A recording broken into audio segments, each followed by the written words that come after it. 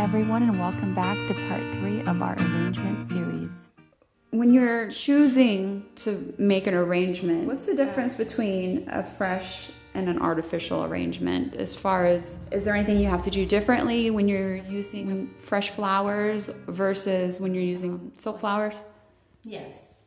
Well, fresh flowers, you're always going to want to have a container that either has water in it or it has an oasis foam that you soak in water, and then you put it in a container that is waterproof or has a plastic liner in it at least. When you do that, when you first start out with an arrangement, if you do it in a glass vase, what you're going to do is basically you're going to take a lot of your fillers and your flowers and you put them in your hand. You want to have it kind of rounded on the top. You can put them in your hand and just kind of move them around however you want them.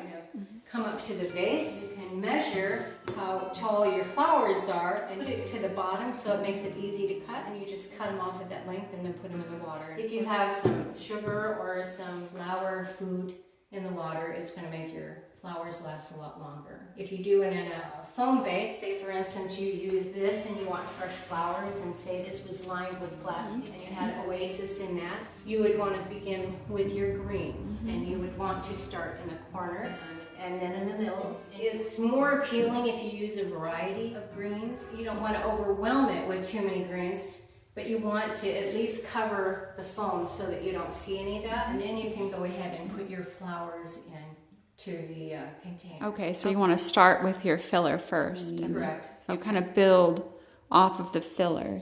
Right. Okay. Off your grains. All right. You want the grains. What are your options as far as picking a container or the shape of an arrangement? How many shapes can you do?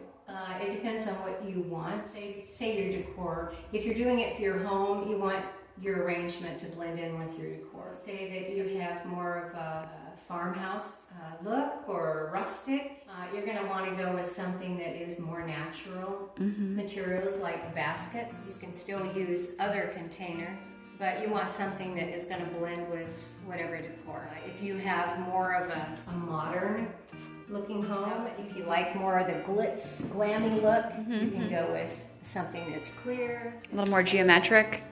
Yeah, you can do that too. Modern is square is very modern. Containers in glass that look like fish bowls, only they're very narrow on the sides. Those make really pretty arrangements too.